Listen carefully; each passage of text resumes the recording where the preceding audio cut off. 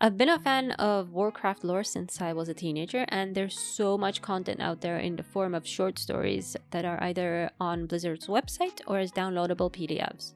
It would also be a super cool gift for someone I know as well. This again is not a guide, but more of an overview of the process I went through for my crafting video journal, so let's start from the beginning. We need our leaves, so that means we need our text. Since all of the short stories were on various wikis and official websites, there was quite a bit of content to go through. I found a great Reddit post, which I will link down in the description. All the free content had links to them. A lot of the content had their own PDFs, but a big chunk were just on various websites. I decided to leave the special and pretty looking PDFs for another project down the line maybe, and focus on the stories that were available on websites. This meant I had a lot of copy pasting to do into a Google Doc. Once done, I fidgeted around with various fonts until I liked the result. I made sure to include all the headings accordingly so I could easily populate the table of contents at the start of the PDF. I also adjusted the font to fit the table of contents to a single page just because I didn't want it spanning over multiple pages for this project. I tried to follow rules for the content that if a story ends on the right side, I would leave the next page clear so that the new story would always start on the right. I also wanted to make sure that the empty pages that this logic populated didn't get any page numbers on them. This could be done using page breaks, and this turned out to be more complicated than it should have been. In the end, starting the page break formatting from scratch seemed to do the trick, and everything worked like the guides I found suggested. Now that I have the exact page number, which I lucked out with actually, since it was exactly 492, which divides perfectly by 4, each leaf equals 4 pages in the book. This means we should have a fairly easy time sorting the leaves into signatures. So let's get down to calculating this. I actually created a nifty Google sheet for this rather than paying for software that I vaguely remember seeing ads for. The sheet might not seem very straightforward, but I will put a link down in the description in case you would like to use it for your own book. And I hope I can clearly and quickly explain how I use this. It might not cover all the needs, as I did luck out with the page number, so just leave me some feedback on that and I would love to help figure it out for you too. Feel free to join my Discord for that as well. Link in the description below. I entered the number of pages I have, as well as the amount of leaves I plan to have in a signature. Commonly it's around 8 leaves per signature, so I started there. The page per paper just means how you will be folding the paper.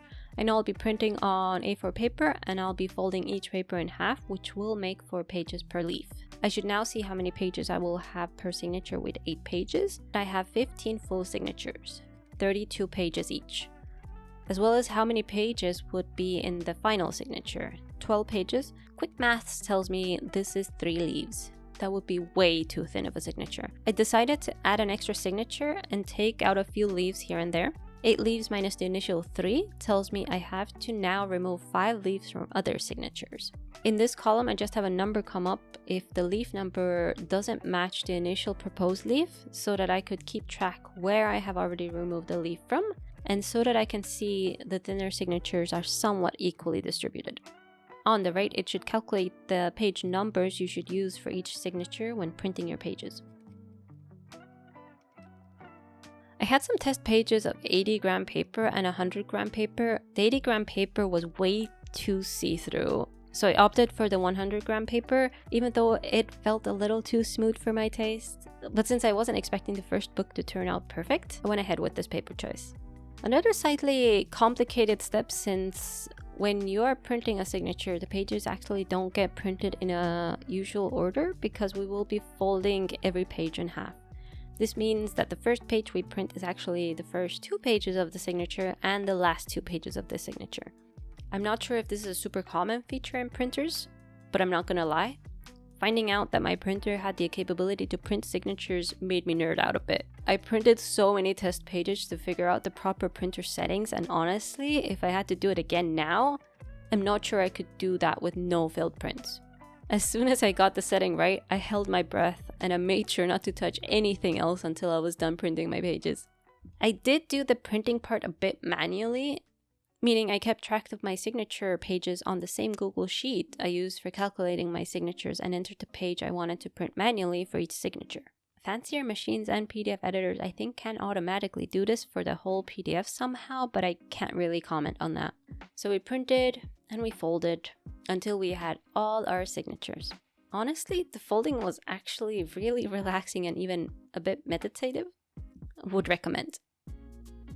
Let's make the holes for stitching.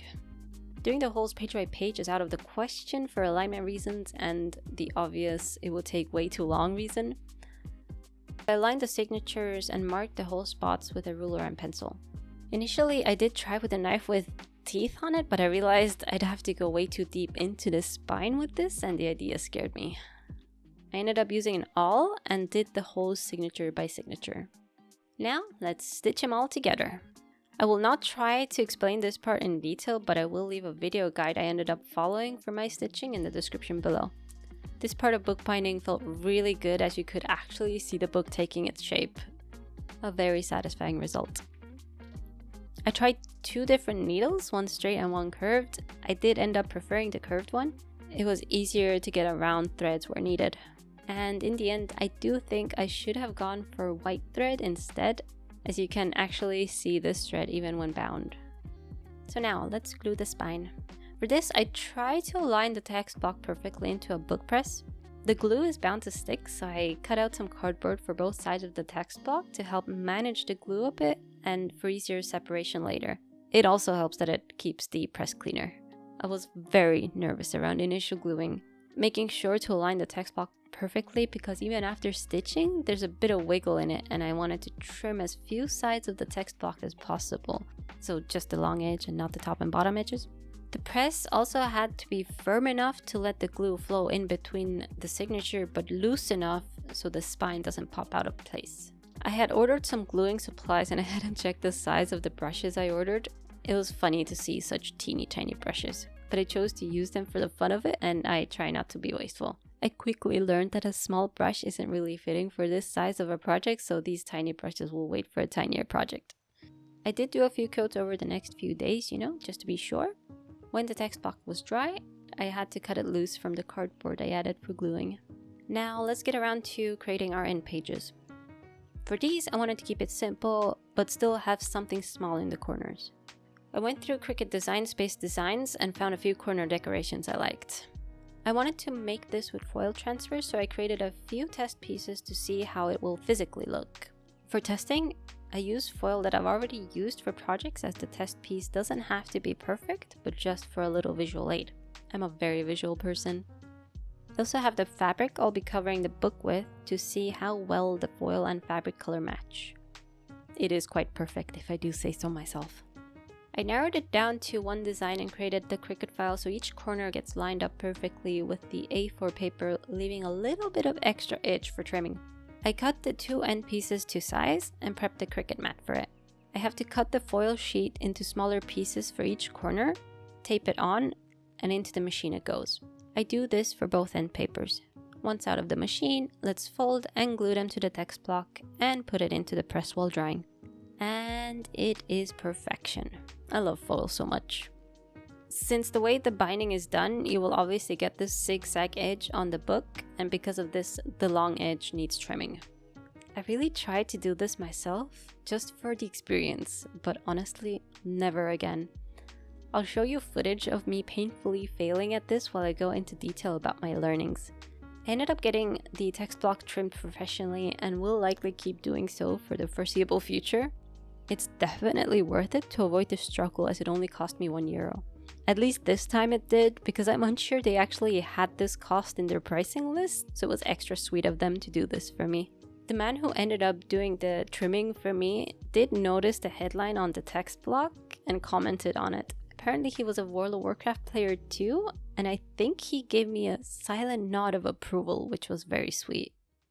The one thing I do need to keep in mind next time is to leave even more space for trimming for the corner designs of the end pages, should I add such detail again, as it did end up getting cut very close and is aesthetically not ideal. Extra note, they did specifically ask whether I just wanted the one long edge trimmed or also the top and bottom edges. Apparently trimming the top and bottom edges, however, may have actually damaged the binding, so I opted not to do this. I hadn't planned to do this anyway, as I was satisfied enough with the alignment of the pages, but it was helpful knowledge nonetheless. I do wonder though, if top and bottom edge cutting is commonly done, is it normally done before binding then? Alternatively, I think in some cases the edges do get sanded. We'll see, still learning. The cut is looking clean though, apart from the little mishap with the end page design detail, of course, but we'll get over it. Now, let's get to the final stretch of the text block, and that's preparing it to have the case glued to it. I cut out and glue on a fabric to the spine, which will help make the book more durable as well as help it stay flexible. I did leave a good 5 cm of extra fabric on each side, as I believe that would provide extra strength when glued to the bookcase.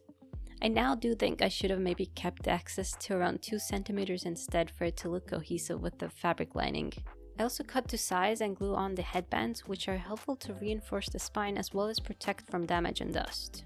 They also make the top and bottom of the spine look really pleasing and professional in my opinion. I think there may have been a case to actually glue the headbands before the fabric, which in hindsight makes sense. Oh well. The book block is now ready for the cover, so as it dries, let's make it. I did final measurements of the text block and added 3 mm to the length and 1.5 mm to the width of the measurements. This means that the top, bottom, and the long edge will have 1.5 mm overhang. I cut the front and back out of 2 mm cardboard. The spine bit I actually cut out of a slimmer cardboard similar to a cereal box thickness. I thought this would help with the flexibility of opening the book. I always hate cutting 90-degree angles as I never seem to get it right. It was definitely noticeable as I laid everything on the fabric and tried to use the bookbinder measuring tool to line things up as much as possible. In the end, I just went with it though. I glued everything onto the fabric while trying to line everything up as perfectly as I could. It wasn't perfect, but I did try to make sure that the factory cut cardboard edges and corners were on the outside in the hopes that this will give the book the perfect crisp edge. Now I trimmed the edges of the fabric to size and glued the edge pieces of the fabric. I chose to do the long edges first, as the corners need a bit extra attention, and I think it's a bit easier to do while gluing the short edge. I will use the bone tool to make it nice and smooth all over and really get in the crevices. Grabbed the lint rollers to make it sparkling clean, tested it with the text block, and it was very satisfying.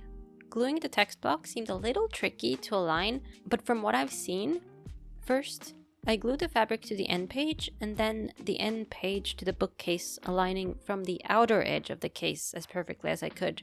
The result was actually pretty good. I was a little messy, however, and there are some ugly glue marks, but only noticeable at certain angles. In conclusion, there's definitely room for improvement. There is one thing that bothers me a little more, which I also mentioned before, the line left from the fabric. I probably shouldn't have left as much extra lining as I did.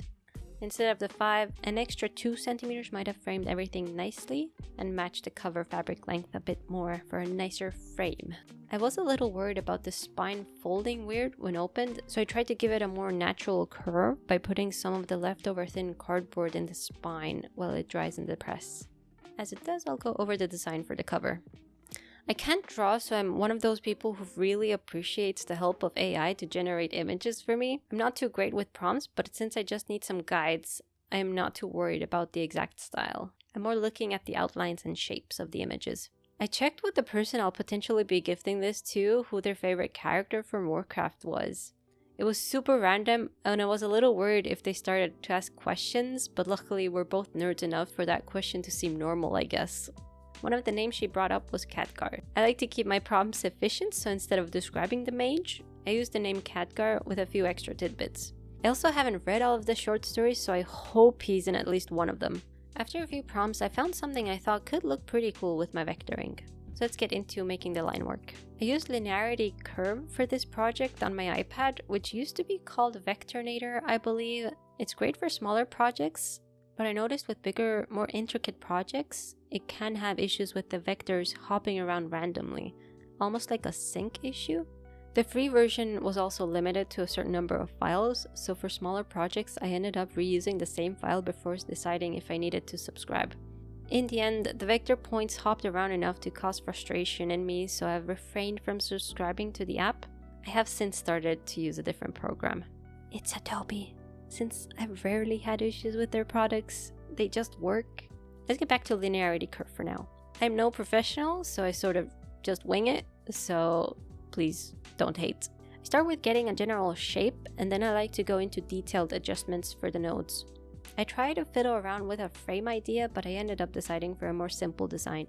Once the design for the front, the back, and the spine are complete, and I am happy with the design, I'm exporting it to CSV. Before I actually cut the design, I had to test the materials because I had never actually tried heat transfer vinyl before, which is the method I am going with for this project. So how it will work? We have a design, we cut it out, we remove the negative space of the design, also known as weighting the design. We apply it to the item we want to transfer it to and apply many heat. I tested 4 different types of vinyl, and since I knew I wanted to do it at least 2 tones, I chose the test design to have 2 different color vinyls as well. Out of the 4 test pieces, the first is the single color matte vinyl. While I knew I likely wasn't going to use this material because I've gone with a foil look with the corner decor bit, I was just curious to see how it'll look.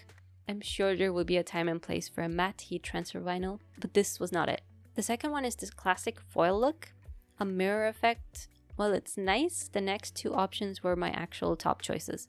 This gorgeous and what I like to describe as elegant foil, I love it. There's only one thing that troubles me. It seems to be very delicate and seems to need to be handled very carefully. When applying the second foil, the overhanging transfer film left proper marks in the first vinyl I transferred. So, potentially better to keep practicing with this one and maybe with single color projects first. Which leaves me with the other one of my top options. Subtle, but still hits the light in this matte way, yet still makes it feel shiny. This brand does have the perfect purple, but not a good second shade, so I opted for a silver from an alternative unnamed brand for that. Probably has a name, but honestly I won't bother looking it up because the brand is dead to me. Why in a bit. Some learnings from working with heat transfer vinyl though. Different vinyls will have different temperatures needed to transfer, as well as whether you need to peel it warm or cold. And these off-brand vinyls didn't really come with instructions. So the testing was me mainly winging it and trying to keep track of what temperatures I tried for what vinyl to then figure out what worked best. Needs more testing and actually writing things down. Using multiple colors during testing also helped me understand how I would need to be careful when applying the second color to make sure I don't damage the previous already applied foil as well. So overall, as expected, doing the tests was a good call. Now let's prepare the file in Cricut for cutting. Measured my book's final size and adjusted the file size of the design accordingly, making sure to keep the ratio the same so the design wouldn't distort. And off to cutting out the design we go. This part didn't really go without a hitch either. With heat transfer vinyl, you have to pay attention to 2 main things when cutting the design. What side of the vinyl you're cutting, usually shiny side down, and you have to flip the design before cutting because we apply the heat shiny side up. I made the error with the test pieces, and I even kept the incorrectly cut design to keep in my vinyl drawer as a reminder. I ended up using a Cricut brand silver because the initially selected one didn't seem to cut through the design even after 2 passes with the blade. This means it cuts the pattern twice to make sure the vinyl is cut clean. But it was still impossible to read. I tell you which brand of vinyl it was, but I can't tell from memory, and I honestly couldn't figure it out based on my crafting supply purchase history either. I also don't have any more of it, nor did I leave even a piece of it as a reminder. I was that annoyed. I vaguely remember one of the off-brand vinyl packages having a vinyl with a different non-shiny side, so maybe it was the odd duck? Or an off-brand vinyl, if you will? Anyway, let's get back to the project. I didn't mean to put a small bit of text on the back, but it turned out way too tiny and very difficult to read because of that. The letters were popping all over the place and I ended up giving up on that part. I'll do something with foil transfer inside the book next time. So, I finally have my pieces cut and weighted, so there is one more step. The most dreaded one. Actually heat transferring the design onto the book. As mentioned, I've only done some testing before, so it's still quite trial and error for me. Did I write anything down from my testing? Or from the current project? No. Should I have? 100%. And I will regret this on a later project. I started with the silver frame as that needed to be perfectly centered. I had some issues where parts wouldn't stick, but other parts did. Likely because my device is kind of tiny, and because of that I didn't apply an even amount of heat everywhere. I would then have to go back to the part that didn't stick, but doing so, it would somehow manage to get the other parts to stick back to the transfer film. This was kind of annoying. Because of this, I started trimming the film off where I didn't need it anymore, just to avoid it from sticking back onto it. Parchment paper was there to help protect from direct heat just in case, and I did a final seal with it as well. For books, I guess a larger heat press would make more sense, but I'll work with what I've got for now. This one's still great for details. Now the purple. Luckily, the transfer films for these vinyls aren't too sticky, so it was decent-ish to perfectly align with the silver. Still a lot of edges and corners to pay attention to though, so I was taking my time with this. I did have to be super careful with applying the heat to not damage the previously applied silver vinyl though, but this part went pretty smooth. Pulling off the film, it did leave some air bubbles, but nothing a little parchment paper and applying more heat didn't fix. And there we have it. Some minor beauty defects, but I am overall quite happy with the result considering there were many firsts in this project. Very excited to get this gifted, and I'm looking forward to the next one. So thank you everybody, stay cute, stay healthy, and stay kind.